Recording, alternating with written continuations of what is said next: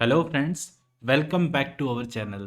Friends, આજે આપણો જે વિષય છે તે આવનારી ગુજરાત સિવિલ જજની પરીક્ષા માટે મોસ્ટ ઇમ્પોર્ટન્ટ વિષય છે અને આ વખતે નવો એડ કરવામાં આવેલો વિષય છે. તો ફ્રેન્ડ્સ, આજે આપણો જે સબ્જેક્ટ છે તે છે the indecent representation of women prohibition act 1986, જેને આપણે ગુજરાતીમાં કહીએ તો સ્ત્રીઓને બીભત્સ રીતે રજૂ કરવા ઉપર પ્રતિબંધ મૂકવા બાબતનો અધિનિયમ 1986.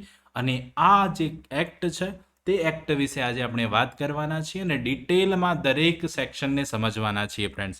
તો આ કાયદામાં અગાઉ મેં આ કાયદામાં મોસ્ટ ઇમ્પોર્ટન્ટ સેક્શનો કઈ છે તેના પર વિડીયો બનાવેલો છે. આજે આપણે આ કાયદાને ખૂબ જ સરળતાથી ડિટેલમાં સમજીશું, એ પણ ગુજરાતીમાં. બિલકુલ સિમ્પલી આપ સૌને બધી જ ખબર પડી જશે. તો friends, this is CR sir અને આપ જોઈ રહ્યા છો કોઈ પણ કાયદાની ગુજરાતી ભાષામાં ખૂબ જ સરળતાથી સમજાવતી ગુજરાતની નંબર 1 અને આપ સૌની મનપસંદ YouTube channel real education catch it. Friends, જે લોકો આજે અમારી ચેનલ પર નવા છે, સબસ્ક્રાઇબ કરી લેજો ચેનલને, બેલ નોટિફિકેશન આઇકનનો ક્લિક કરી લેજો, જેથી આવા નવા વિડીયો લાવું તો તેના અપડેટ્સ આપ સુધી સરળતાથી પહોંચી જાય. ફ્રેન્ડ્સ, વિડીયોનો શરૂ કરતા પહેલા નીચે જે લાઇકનું બટન છે જરૂરથી દબાવી દેજો. સ્ટાર્ટ કરીશું આજનો વિષય, the indecent representation of women prohibition act 1986. તો ફ્રેન્ડ્સ, કલમ નંબર 1 થી સ્ટાર્ટ કરીશું. બહુ જ નાનો કાયદો છે. અગાઉ મેં એની કલમો મોસ્ટ ઇમ્પોર્ટન્ટ જણાવેલી જ છે. હવે ડિટેલમાં સમજાવવા જઈ રહ્યો છું. તો ફ્રેન્ડ્સ, એક્ટ 60 ઓફ 1986 છે આ કાયદો, 60મો કાયદો 1986નો. જે ડ્રાફ્ટેડ ડેટ છે તે છે 23rd ઓફ ડિસેમ્બર 1986. એમસીક્યુ અહીંયાથી પૂછાય તો આપણને આવડવું જોઈએ. સાથે સાથે અહીંયા એમ કહું કે આ કાયદો ક્યારે અમલમાં આવ્યો તો તે ડેટ પણ આપ સૌએ લખી લેવાની. અહીંયા ક્યાંય આપ સૌને મળશે નહીં, પણ આ કાયદો અમલમાં આવ્યો તે તારીખ જે છે એ 2 ઓક્ટોબર 1987 છે. યસ, 2 ઓક્ટોબર 1987 એ આ કાયદો અમલમાં આવ્યો. એન્ફોર્સમેન્ટ ડેટ છે, કમેન્સમેન્ટ ડેટ છે. ડ્રાફ્ટેડ ડેટ જે છે એ છે 23મી ડિસેમ્બર 1986 ફ્રેન્ડ્સ, અને અમલ તારીખ 2 ઓક્ટોબર 1987. આટલું ખાસ યાદ રાખવાનું, લખી દેજો ફ્રેન્ડ્સ. લખશો તો ક્લેરિટી વધારે મળશે અને આપ સૌ યાદ પણ રાખી શકશો. હવે કલમ નંબર 1ની વાત કરીશ. કલમ નંબર 1 શું જણાવે છે? શોર્ટ ટાઇટલ, એક્સટેન્ડ એન્ડ કમેન્સમેન્ટ મેં કીધું છે. એમસીક્યુ પર્પઝથી ઇમ્પોર્ટન્ટ છે. આ કાયદાને શું કહેવામાં આવશે? Indecent representation of woman prohibition act 1986, સ્ત્રીઓને બીભત્સ રીતે રજૂ કરવા ઉપર પ્રતિબંધ મૂકવા બાબતનો અધિનિયમ 1986 આ કાયદાને કહેવામાં આવશે. આ કાયદો સમગ્ર ભારતમાં લાગુ પડશે. ખાસ કરીને મેં કીધું છે ત્યારે it extend to the hall of India. ત્યારબાદ 3 નંબર, અહીંયા એક્સેપ્ટ જેએનકે નહીં આવે. અહીંયા યાદ શું રાખવાનું છે? Whole of India. ઓકે. ત્યારબાદ it shall come into force on date. આપણે કહી દીધી ડેટ કઈ છે, તારીખ છે 2 ઓક્ટોબર 1987 છે આ કાયદો અમલમાં આવ્યો છે. હવે કલમ નંબર 1માંથી આટલું ઇમ્પોર્ટન્ટ, ડેટ્સ બંને યાદ રાખી લેવાની, બહુ જ ઇમ્પોર્ટન્ટ પરીક્ષાની દ્રષ્ટિએ. હવે 2 નંબરમાં વ્યાખ્યાઓ આપવામાં આવી છે. એમાં સૌથી પહેલી વ્યાખ્યા છે એડવર્ટાઇઝમેન્ટ, જાહેર ખબર. તો advertisement includes any notice, circular, label, wrapper or other document on also includes any visible representation made by mean of any light, sound, smoke or gas. તો ફ્રેન્ડ્સ, એડવર્ટાઇઝમાં ઘણીવાર પ્રશ્ન પૂછાઈ જાય અહીંયાથી કે એડવર્ટાઇઝમાં શાનો સમાવેશ થશે અથવા તો શાનો સમાવેશ નહીં થાય, એવો પ્રશ્ન પૂછાઈ શકે. એટલા માટે જાહેર ખબરમાં કોઈ પણ નોટિસ, પરિપત્ર, લેબલ, રેપર અથવા બીજા કોઈ પણ કાગળનો સમાવેશ થશે. અને વળી તેમાં કોઈ પણ લાઇટ, અવાજ, ધુમાડો અથવા ગેસના સાધનો દ્વારા દ્રશ્ય રજૂઆતનો પણ સમાવેશ થશે. Any light, sound, smoke or gas. Friends, clear? એડવર્ટાઇઝમેન્ટની જાહેર ખબરની વાત છે તો આ બધું એમાં સમાવેશ થશે. ત્યારબાદ બી વ્યાખ્યા છે ડિસ્ટ્રીબ્યુશન, જેને આપણે ગુજરાતીમાં વિસ્તરણ કહેતા હોઈએ. તો વિસ્તરણ, distribution includes distribution by way of samples whether free or otherwise.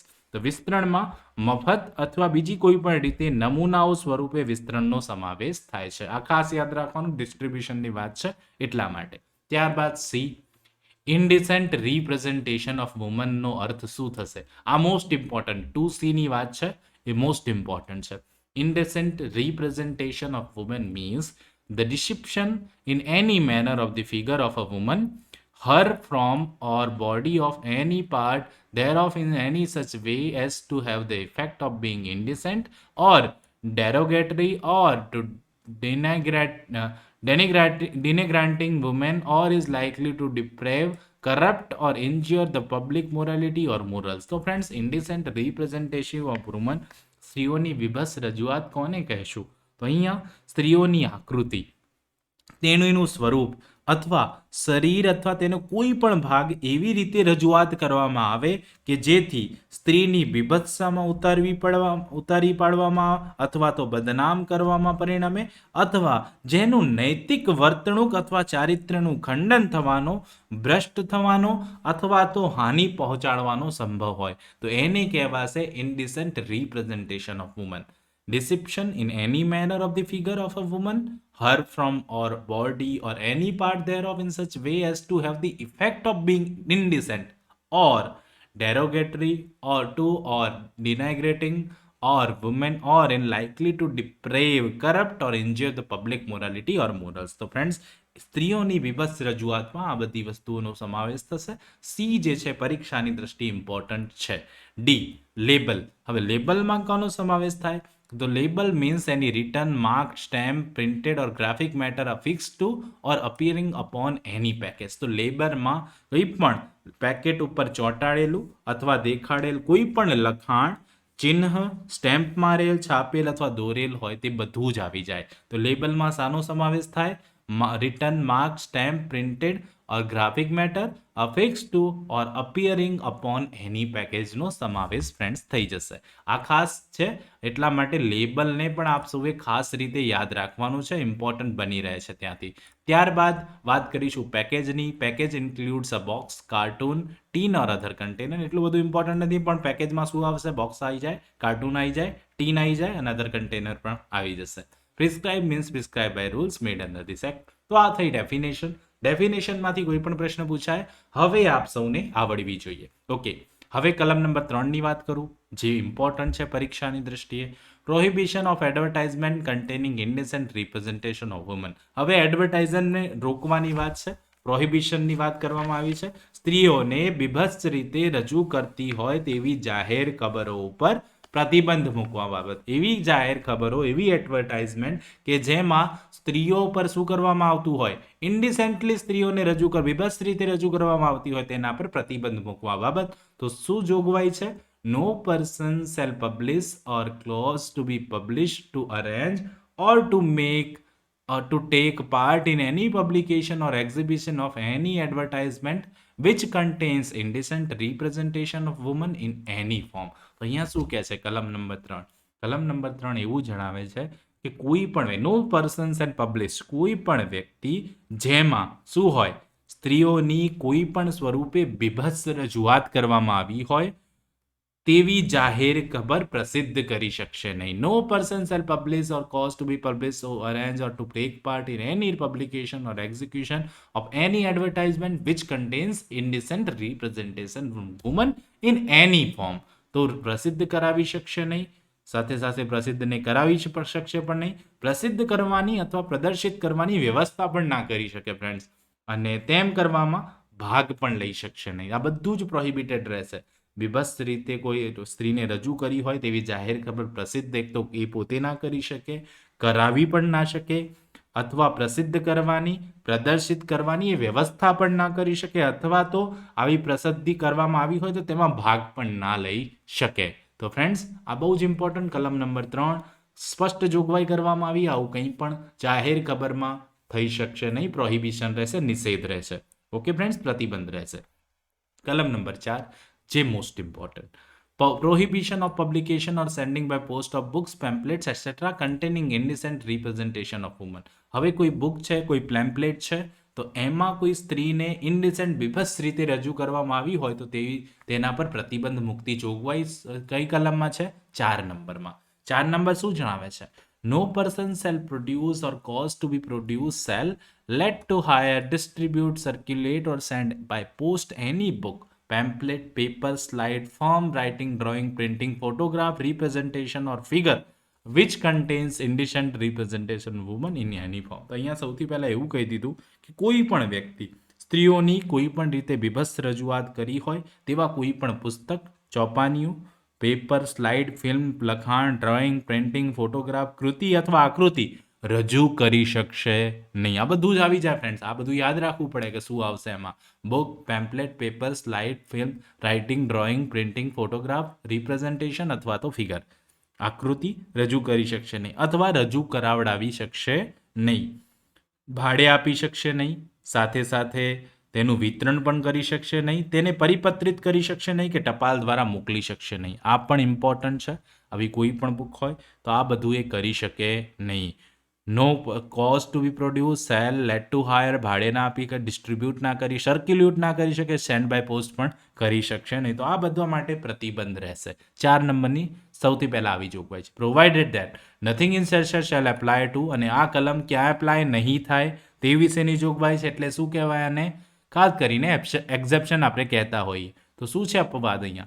Any book, pamphlet, paper, slide, film, writing, drawing, printing, photograph, representation of figure, the publication of which it is proved to be justified as being to the public good on the ground that such book, pamphlet, paper, slide, film, writing, drawing, printing, photograph, representation, figure is in the interest of science, literature, art or learning or other subject of general concern. તો અહીંયા એવું કહે છે અપવાદમાં કે કોઈ પણ આવી રીતે પ્રસિદ્ધ કરવા માટે લોકો માટે સારું હોવાનું, ન્યાયી હોવાનું સાબિત થાય એવું જે પુસ્તક છે એ લોકો માટે, એવું ચોપાનિયું, પેપર, સ્લાઇડ જે પણ કંઈ છે એ લોકો માટે શું હોય? સારું હોવાનું ન્યાયી રીતે સાબિત થયું હોય, અને સાથે સાથે કોઈ પણ શિક્ષણ અથવા સામાન્ય લોકોના બીજા ઉદ્દેશ્યના હિતમાં હોય ત્યારે એ શું કરી શકાશે? પબ્લિશ કરી શકાશે.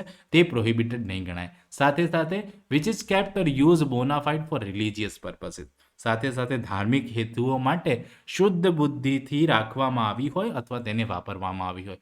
શુદ્ધ બુદ્ધિ હોવું જોઈએ, બોનાફાઇડથી આવકૃત, અને પ્રવૃત્તિ પર્પસ શું હોય? ધાર્મિક હોવું જોઈએ. તો આટલું ક્લિયર છે ફ્રેન્ડ્સ. હવે બી જોગવાઈ જુઓ. બી શું કહે છે? Any representation, sculpture, engraved, printed, or otherwise represented on or in any ancient monument within the meaning of Ancient Monument and Archaeological Sites and Remains Act 1958, any temple or any car used for the conveyance of idols or kept or used for any religious purpose, any film respect which the provision of part 2 of the Cinematograph Act 1952 will be applicable. તો અહીંયા એવું કે છે બીમાં ખાસ કરીને ancient monument અને archaeological site અને remains act 1958ના અર્થ મુજબ કોઈ પણ પ્રાચીન સ્થાપત્ય ઉપર અથવા જે પણ કોઈ પ્રાચીન સ્થાપત્યો મળી આવે આ કાયદા હેઠળ ખાસ કરીને, તો તેના માટે પ્રોહિબિશન નહીં હોય. સાથે સાથે એવું પણ કહે છે કે કોઈ પણ મંદિર અથવા પ્રતિમા લઈ જવા માટે વાપરેલ અથવા ધાર્મિક હેતુઓ માટે રાખેલ અથવા કોઈ પણ રથ ઉપર રજૂ કરેલ શિલ્પકળા, કોતરેલ, ચિતરેલ અથવા બીજી રીતે કોઈ પણ કૃતિને સાથે સાથે જેના સંબંધમાં સિનેમેટોગ્રાફ એક્ટ 1952ના ભાગની 2 જોગવાઈઓ લાગુ પાડી શકાય તેવી કોઈ પણ ફિલ્મને ખાસ કરીને અહીંયા જેમ કીધું તે પ્રમાણે જે પણ કોઈ આવી વસ્તુ હોય ત્યારે એના પર પ્રતિબંધ મૂકી શકાશે નહીં. આ એક્ઝેમ્પશન છે, આ તેનો અપવાદ ગણવામાં આવે છે. તો ફ્રેન્ડ્સ અહીંયાથી આટલું ઇમ્પોર્ટન્ટ છે. ખાસ કરીને કલમ નંબર 4ની વાત હોય તો પહેલાં એવું કહી દીધું કે આ બધું પ્રતિબંધિત રહેશે, પણ પછી અપવાદ આપવામાં આવ્યો અને કીધું કે આ પર્પઝથી કરવામાં આવેલું હોય તો તે પ્રતિબંધિત નથી. એ અને બી તેમાં મોસ્ટ ઇમ્પોર્ટન્ટ છે, ખાસ યાદ રાખી લેવાનું છે. હવે કલમ નંબર 5 જોઈએ. કલમ number 5 power to enter and સર્ચની વાત કરે છે. તો પ્રવેશવાની, ઝડપી લેવાની સત્તા છે. Subject to such rules as may be prescribe and gazetted officer to the state government may within the local limits of the area which he is authorized enter and search at all reasonable times with all assistance if any he considers necessary any place which he reason to believe that offense act has been done being committed. તો જે પણ કોઈ અધિકારી હોય, police અધિકારી, અને સત્તા છે કોઈ પણ સ્થળે રિઝનેબલ ટાઈમે પ્રવેશ કરીને એને માનવાને કારણ હોય તો ત્યાં શું કરી શકે? ઝડપી કરી શકે. Seize any advertisement on book, pamphlet, જે પણ કંઈ એને મળી આવે તેને સીઝ પણ કરવાની સત્તા છે બીમાં. સાથે સાથે એક્ઝામિન એની રેકોર્ડ, રજિસ્ટર, ડોક્યુમેન્ટ, જે પણ કંઈ ત્યાંથી મળે મટીરિયલ પાર્ટ, એ બધું જ પુરાવા તરીકે શું કરી શકે? કબજે કરી શકે, સીઝ કરી શકે.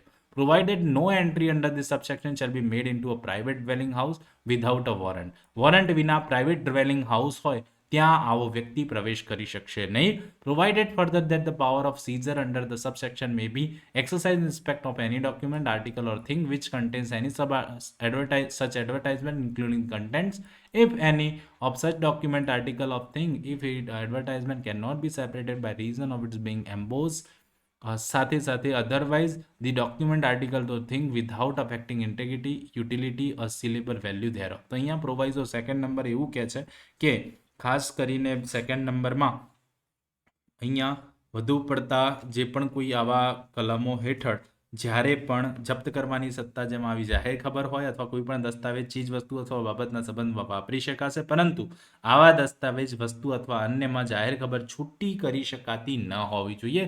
વાપરી શકાશે પણ છૂટી કરાયેલી ન હોવી જોઈએ. The provisions of the Code of Criminal Procedure 1973 shall so far as may be apply to search and seizure under this act, and they apply to any search seizure made under the authority of a warrant issued under section 94 of the said act. તો CRPC લાગુ પડશે ને એ પ્રમાણે search and seizure થઈ શકે. અહીંયા simply એવું કહેવામાં આવ્યું છે. સાથે સાથે સીઝરની વાત હોય તો કલમ નંબર 94માં જે પ્રક્રિયા છે CRPCમાં એ ફોલો થશે. When any person seizes anything under clause B, C, subsection 1, he shall as soon as may be inform the nearest magistrate and take his order as to custody thereof. જે પણ કંઈ વસ્તુ seize કરે તો નજીકના મેજિસ્ટ્રેટને જાણ કરવાની રહેશે અને નજીકના મેજિસ્ટ્રેટ જે પણ કોઈ ઓર્ડર કરે તે પ્રમાણે કસ્ટડી તેની રહેશે. કલમ નંબર 5માં જે જોગવાઈ છે power to enter at search, important એટલી બધી નથી પણ થોડું ઘણું એકાદ વાર વાંચવું જરૂરી છે. ત્યારબાદ 6 નંબર પર જઈએ. પેનલ્ટીની વાત છે જે મોસ્ટ ઇમ્પોર્ટન્ટ છે. પેનલ્ટી ઘણીવાર પૂછાઈ શકે ફ્રેન્ડ. કલમ નંબર 3 અને 4ની જોગવાઈનું પાલન કરતા જે જોગવાઈ જેમાં પ્રોહિબિશન છે તેનો ભંગ થતા શું સજા થાય તે વિશે જોગવાયું છે કલમ નંબર 6માં. Penalty any person who contravenes the provision of section 3 and 4, આપણે ગઈ 3 અને 4નો ભંગ કરશે તો be punishable on first conviction with imprisonment of with description for a term which may extend to 2 years. પહેલી વખતની કન્વિક્શન થાય, પહેલી વખત સજા થાય, સાબિત થાય તો 2 વર્ષ સુધીની સજા and with fine which may extend to 2,000 રૂપિયા સુધીનો દંડ. And in the event of a second and subsequent conviction with imprisonment term not less than 6 months but which may extend to 5 years. 6 મહિનાથી ઓછી નહીં તેટલી સજા તો થાય જ બીજી વખતમાં, અને તે વિસ્તરી શકે ક્યાં સુધી? 5 વર્ષ સુધી, અને દંડ પણ થાય કેટલાનો? 10,000 રૂપિયાનો. 10,000 રૂપિયાથી ઓછો નહીં તેટલો દંડ પણ થશે. 5 વર્ષ સુધી સજા વિસ્તરી શકશે. ઓછામાં ઓછી 6 મહિનાની સજા સેકન્ડ અથવા સબસિક્વન્ટ ઓફેન્સ માટે, but which may extend to 1 lakh રૂપિયા. 10,000 રૂપિયાથી ઓછો નહીં તેટલો પણ 1 લાખ રૂપિયા સુધીનો દંડ થાય. પેનલ્ટીની જોગવાઈ મોસ્ટ ઇમ્પોર્ટન્ટ છે, કારણ કે પેનલ્ટીમાંથી પ્રશ્ન બની શકે અને પૂછાઈ પણ શકે. એટલા માટે પેનલ્ટી ખાસ કરીને આપ સૌએ યાદ રાખી લેવાનું છે પેનલ્ટી વિશે. તો પેનલ્ટી અહીંયા મોસ્ટ ઇમ્પોર્ટન્ટ છે આપ સૌ માટે, અને અહીંયા યાદ રાખવાનું છે જનરલી સજા કેટલી છે ફર્સ્ટ કન્વિક્શન માટે? 2 વર્ષ સુધીની, અને દંડ પણ કેટલો? 2,000 રૂપિયા સુધીનો. પણ બીજા અથવા એ પછીના ગુનાઓ માટે ઓછામાં ઓછા 6 મહિનાની સજા અને એક્સટેન્ડ થઈ શકે 5 વર્ષ સુધી. ઓછામાં ઓછા દંડની સજા 10,000 રૂપિયા એક્સટેન્ડ થઈ શકે 1 લાખ રૂપિયા સુધી. તો આઈ હોપ સો કલમ નંબર 6 પેનલ્ટી ક્લિયર છે. 7 નંબર પર જઈશું, વાત કરીશું ઓફેન્સીસ બાય કંપનીઝની. ઓફેન્સીસ બાય કંપનીની વાત કરીએ તો where an offence under this act has been committed by a company, every person who at the time of offense was committed was in charge of and was responsible of the company for the conduct of the business of company as well as the company shall be deemed to guilty. અને જ્યારે પણ આવી કંપનીને આવો ગુનો કર્યો છે ત્યારે જ્યારે કોઈ પણ વ્યક્તિ રિસ્પોન્સિબલ હોય તે તમામ વ્યક્તિ ગિલ્ટી સાબિત થશે અગેન એન્ડ પબ્લિશ એકોર્ડિંગલી, અને એમને પનિશમેન્ટ પણ થશે. Provided nothing contained in this subsection shall render any such person liable to any punishment if he proves that the offence was committed without the knowledge. જો આવી વ્યક્તિ એવું સાબિત કરી દે કે એને શું કર્યું હોય, નોલેજ જ ન હતું, અથવા તો એવું સાબિત કરે એને પ્રિવેન્ટ આવો ગુનો પ્રિવેન્ટ કરવા માટે પ્રયત્ન કર્યો તો તેને કોઈ સજા થશે નહીં.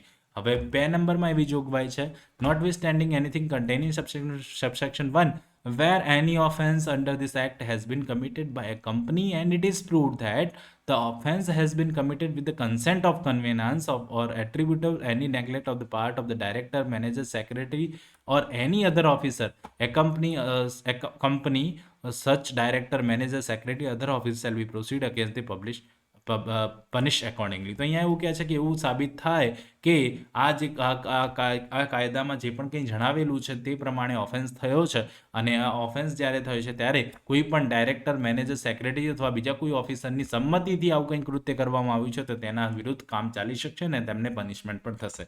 અહીંયા કંપની એટલે body of cooperator includes a firm or other association or individual, આ બધાનો સમાવેશ થઈ જશે કંપનીમાં. Director firm means a partner in the firm. ડાયરેક્ટરની વાત હોય તો ફર્મમાં પેઢીમાં પાર્ટનર જે છે એ જ અહીંયા ગણવાનો છે.